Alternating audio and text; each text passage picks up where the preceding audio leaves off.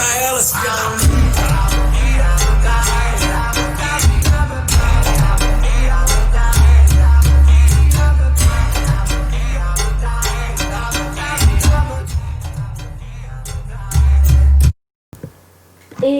bien bonjour à tous, c'est Mémalek, on se retrouve pour une nouvelle vidéo les amis. J'espère que vous allez l'aimer bien sûr. Likez-la, partagez-la. Et bien bonjour à tous les amis, c'est Mémalek, on se retrouve pour une nouvelle vidéo. Je ne ferai plus de vidéos, ça va être ma dernière vidéo sur ma chaîne YouTube. Non, je déconne, pas du tout, je n'arrêterai jamais ma chaîne YouTube. En premier, merci beaucoup pour les 75 abonnés. Je suis trop content. Je vous remercie infiniment. Je vous remercie infiniment. Vous ne savez pas combien je vous remercie. Bon, voilà, merci beaucoup. Les amis, j'espère que vous allez aimer la vidéo. Si vous l'aimez, n'oubliez pas de vous abonner et de la liker, d'activer la cloche de notification pour ne rater aucune de mes prochaines vidéos les amis. Les petits potes, aujourd'hui nouvelle vidéo. Ma mère ne m'a jamais protégée et je viens de découvrir pourquoi. Voilà les amis, aujourd'hui une nouvelle vidéo croustillante qui va vous choquer parce que voilà, moi elle m'a choqué. Voilà, j'ai vu que le début et j'ai vu 10 secondes. Et vous allez voir que ça va devenir un délire. 10 secondes, hein. Regardez. 3, 2, 1. Regardez bien ici. Regardez bien. Il y a 11 minutes. 11 minutes sur 10 secondes. Va y avoir que... va y avoir des trucs fous. Allez, c'est parti. J'étais convoquée dans le bureau du principal pour m'être de nouveau battue. Je pensais à comment ma mère allait être fière de moi pour m'être défendue. Elle n'a jamais été heureuse que je me batte avant. Mais elle m'a toujours laissé agir à ma guise parce qu'elle sait qu'on a ça dans le sang. Tout ce dont j'avais besoin maintenant, c'est que ma mère me sorte d'ici. En très peu de temps, ma mère est entrée et m'a regardée de travers. Le principal... Bon, oui, 20 secondes. Mais voilà quoi, en 20 secondes, ma mère, elle est entrée, elle aime bien que je me batte. Le principal m'a convoqué, elle me laisse parce que elle me laisse me battre parce que en fait, les amis, bonne année. J'oublie toujours, je sais pas pourquoi. Bonne année, les amis, mes meilleurs vœux. J'espère que cette année sera mieux que l'année prochaine. Mes meilleurs vœux, encore une fois, les amis. Voilà. Et joyeux Noël. Il soit toujours en retard comme il a. Voilà quoi, en 20 secondes, tout est devenu un tralala. C'est rigolo comme... Elle est entrée juste derrière elle. Je suis navrée que ça se reproduise souvent, Monsieur Earl, a dit maman en me fixant. Je vais m'assurer qu'elle soit de nouveau punie. Madame Carla, votre fille a cassé le nez de ce pauvre garçon et elle lui a cassé les doigts pour faire bonne mesure. Qu'est-ce que cela veut dire? A dit le principal en agitant des mains alors que j'essayais de me retenir de sourire. Je pense que la punition ne marche pas. Vous devez prendre en considération d'autres options, peut-être. Je sais comment éduquer ma fille, a dit maman. Je suis désolée que vous ayez affaire à ça, mais je vous assure qu'elle se comportera mieux, n'est-ce pas? J'ai impatiemment hoché la tête. Le principal a soupiré, mais il s'est éloigné de la porte. Je me suis levée et je suis partie du...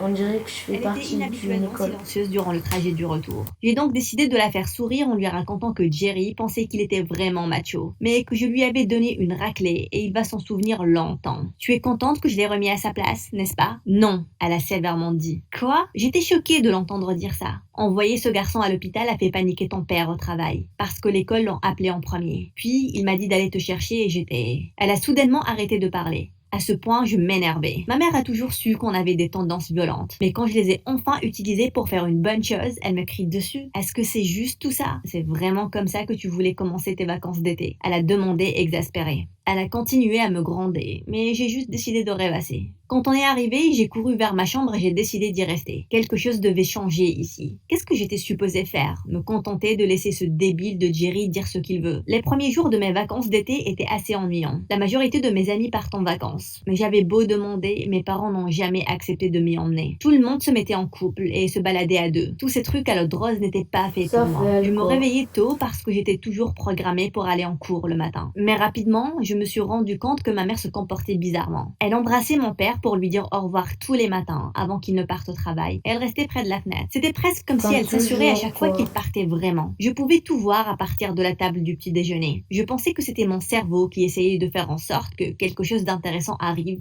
pour rendre mes journées moins ennuyantes. Et puis, les choses sont devenues encore plus bizarres. Juste après le départ de mon père, ma mère allait directement dans sa chambre. J'étais toujours en train de manger quand elle descendait avec un sac de voyage noir. Ensuite, elle disait qu'elle allait sortir et voir Madame Labowski à l'autre côté de la rue. Je n'y ai pas repensé la première fois que c'est arrivé. J'ai demandé plusieurs fois ce qu'il y avait dans le sac. Elle disait sarcastiquement des choses comme il y avait un cadavre dedans ou une nouvelle tronçonneuse. Et elle riait en sortant. Elle rentrait toujours environ 1 heure avant que mon père ne rentre à la maison le soir. Peut-être que maman s'est fait une nouvelle amie. Donc peut-être qu'elle s'ennuyait. Et puis elle a commencé à faire ça tous les jours. Elle attendait que mon père parte. Elle montait dans sa chambre et redescendait avec le même sac de voyage noir. Et elle partait voir Madame Labowski. Après m'avoir dit que le déjeuner était dans le réfrigérateur. Quelque chose ne tournait pas rond. Mon cerveau commençait à s'inonder de questions. Depuis quand ma mère et Madame Labowski sont-elles devenues des amies si proches? C'est quoi l'histoire de ce sac? Pourquoi ne sort-elle qu'au cours de la semaine? C'est parce que mon père est à la maison durant les week-ends. Est-ce qu'elle lui cache quelque chose? J'ai décidé de commencer et voir si c'était moi qui dramatisais les choses. Peut-être que maman et Madame Labowski ont découvert de nouveaux jeux de société ou un truc du genre. C'est ce que font les adultes de nos jours, n'est-ce pas? Peu importe. J'ai attendu assise à la table du petit déjeuner jusqu'à ce qu'elle parte de la même manière. Après m'avoir dit qu'il y avait des restes de spaghettis pour le déjeuner dans le réfrigérateur. Puis j'ai regardé à travers la fenêtre et je l'ai vue marcher normalement vers l'autre côté de la rue, là où Madame Labowski vit. Tout va bien pour l'instant. Je l'ai vue sonner à la porte et Madame Labowski a ouvert pour l'inviter à entrer. Ma mère est entrée et la porte s'est fermée. Je me suis assise de nouveau et je me suis attablée.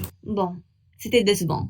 C'est là que mon instinct s'est réveillé, probablement après avoir digéré les œufs brouillés que je venais de manger. Quelque chose à l'intérieur de moi me disait qu'il y avait quelque chose de plus sérieux. J'ai pris une décision et je l'ai suivie. J'ai fait la moitié du chemin quand j'ai réalisé que je portais toujours mon pyjama des super nanas. Mais c'était trop tard pour faire marche arrière. Je suis arrivée à l'arrière-maison. Madame Labowski avait un très beau arrière-jardin, avec des gnomes, du gazon proprement taillé et des haies. Les fenêtres étaient certes dégagées, mais en vain. Soit c'était les rideaux qui étaient tirés, soit c'était la fenêtre qui était trop haute pour pouvoir bien voir. Il y avait une route derrière sa maison et je me suis demandé si ma mère ne s'était pas faufilée par l'arrière pour aller quelque part. Je pouvais sentir la colère monter en moi, rien qu'en pensant que j'avais échoué. Le soleil n'était pas clément et ça n'aidait pas du tout. J'étais sur le point de donner un coup de pied au gazon quand j'ai remarqué quelque chose du coin de l'œil. C'était un van noir rouillé qui s'approchait. J'ai vu assez de films pour savoir qu'un van noir est toujours un mauvais signe. J'ai sauté derrière une haie avoisinante et j'ai décidé d'attendre qu'il passe. Mais à ma grande surprise, il s'est arrêté juste derrière la maison de Madame Labowski. J'ai jeté un coup d'œil à côté de la haie. Quelques-unes de ces lames me piquaient le bras, mais je m'en foutais. Je savais que quelque chose allait se passer ici. Est-ce qu'il y avait des kidnappeurs dans le van ou des voleurs? Le soleil se reflétait sur la fenêtre. Je ne pouvais donc pas voir qui conduisait. Pendant un instant, le temps s'est figé et rien ne s'est passé. Puis j'ai entendu la porte arrière se déverrouiller et Madame Labowski est sortie, entièrement vêtue de noir. Et elle a commencé à marcher en direction du van. J'étais préparée à lancer un gnome si des gars méchants se pointaient. Et puis ma mère est sortie de la maison. Elle portait du noir de la tête aux pieds, avec des gants et un masque qui couvrait son nez et sa bouche. Ma tête allait éclater avec toute la confusion et les questions. J'étais sur le point de saisir mon téléphone et d'appeler ma mère, mais je me suis arrêtée. Tout ce qui se tramait était très suspicieux. Je me suis toujours demandé comment ma mère gérait sa nature violente. Peut-être que c'était ça. Si c'était le cas, j'allais sûrement en faire partie. J'ai décidé que j'avais besoin d'en savoir davantage.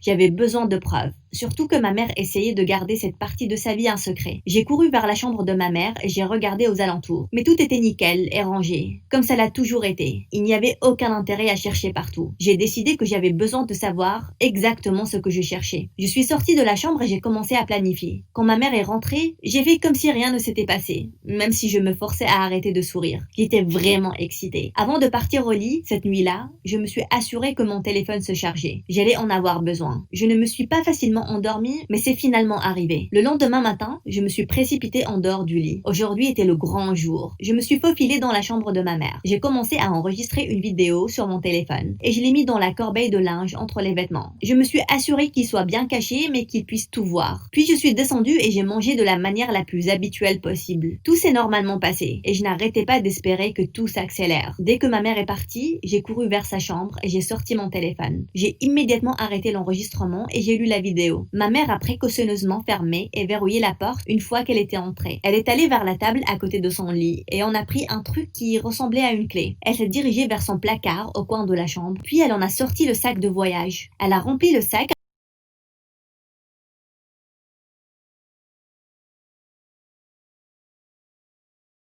On a sorti le sac de voyage. Elle a rempli le sac avec quelques trucs que je n'ai pas pu voir parce qu'elle bloquait la vue avec son dos et son épaule. Elle a remis la clé à sa place. Puis elle est sortie. J'ai directement mis pause sur la vidéo et je suis allée à la table à côté de son lit. En fouillant à travers quelques papiers et du maquillage, j'ai éventuellement trouvé la clé et j'ai directement couru vers le placard. Alors que j'étais sur le point de le déverrouiller, j'ai entendu la voix de ma mère monter les escaliers. J'ai paniqué. Étant incapable de penser à une meilleure option, j'ai rampé sous son lit le plus rapidement possible. Ma mère est entrée, en parlant à quelqu'un au téléphone. Oui, je comprends. Je ne sais pas comment j'ai pu oublier le pistolet. J'y serai bientôt. J'ai retenu ma respiration. Elle a raccroché, mais mes yeux étaient grands ouverts à cause de l'excitation et de la surprise. Ma mère gardait un pistolet à la maison? Mais pourquoi? Elle a ouvert le tiroir de sa table et j'ai soudain réalisé que j'avais toujours la clé. J'ai mis ma main sur ma bouche pour qu'elle ne m'entende pas respirer. Je l'ai entendue chercher dans son tiroir et même jurer un peu. Elle a éventuellement laissé tomber et elle s'est assise sur le lit. J'ai entendu son téléphone se déverrouiller et elle a composé un numéro et elle a dit « Écoute, je suis vraiment désolée mais je pense que j'y serai pas aujourd'hui. Oui, je sais, ça craint, mais tu vas devoir finir le boulot sans moi. Merci pour ta compréhension. » Après ça, ma mère a soupiré et elle est sortie de la chambre. J'ai rampé d'en dessous le lit et j'ai remis la clé dans le tiroir sous les papiers. Puis je suis descendue et j'ai vu ma mère faire la vaisselle. « Salut !» Puis j'ai demandé en essayant d'atténuer le tremblement de ma voix. Tu es rentrée tôt aujourd'hui, hein? Oui, je suppose qu'aujourd'hui c'était une petite sortie. Elle a répondu. Elle a soudainement fermé le robinet et elle a grogné. Oh,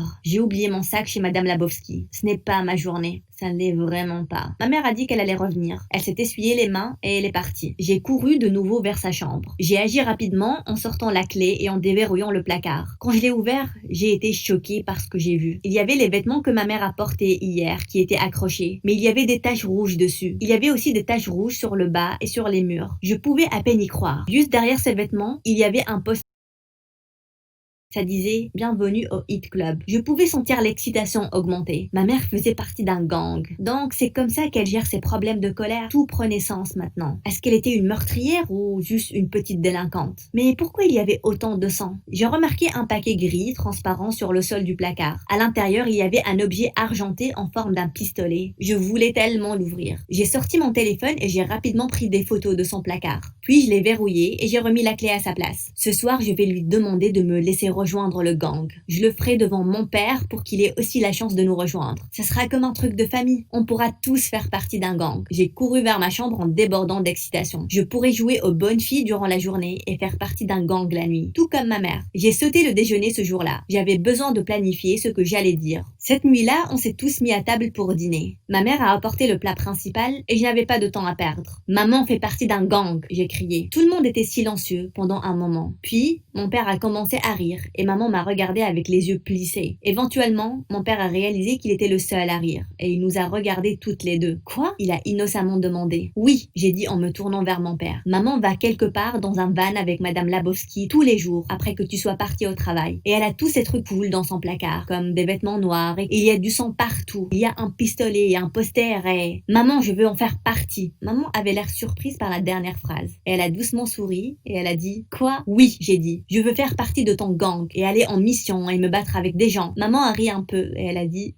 donc tu m'espionnais. Attends, elle dit la vérité? A cuiné mon père, incrédule. Tu fais partie d'un gang? Oui, très cher. C'est le cas. A calmement dit ma mère avec un sourire. Je fais partie du Hit Gang. Je suppose que c'est ce que tu as vu, n'est-ce pas? Elle m'a fait un signe de la main et j'ai vigoureusement hoché la tête. Eh bien, je suis navrée de te décevoir et de ruiner ta surprise aussi. Mais tout ce que je fais, c'est gérer une soupe populaire. Quoi? Avons dit mon père et moi en même temps. Maman m'a souri et et elle a calmement dit « Je fais partie des ménagères en remorque, puisque nos cuisines se trouvent sur des remorques. Les tâches que tu as vues sont du jus d'automate. Le pistolet que tu as vu est un pistolet agrafeur. Ça aide à sceller les paquets qu'on donne aux gens. Le noir est facile à nettoyer. Mon souffle était coupé. Puis, je ne sais pas pourquoi j'ai éclaté de rire. C'était quelque chose que je ne pouvais pas arrêter. Mais pourquoi a demandé mon père à ma mère. Je voulais tous vous surprendre avec des vacances.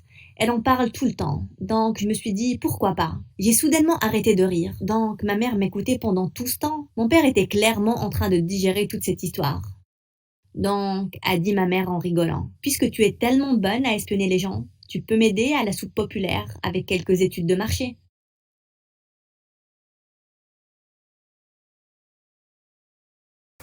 Bon. Retourne là. Et elle Ça va a être tous la que prochaine tu sois histoire. parti au travail. Les amis, ben là, on va s'arrêter là. Ça fait pas 15 minutes, c'est beaucoup quand même.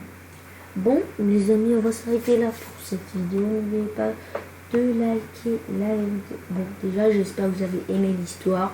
Ma mère ne m'a jamais protégée et je viens de découvrir pourquoi. Les amis, j'espère que vous avez aimé la vidéo. N'oubliez pas de liker.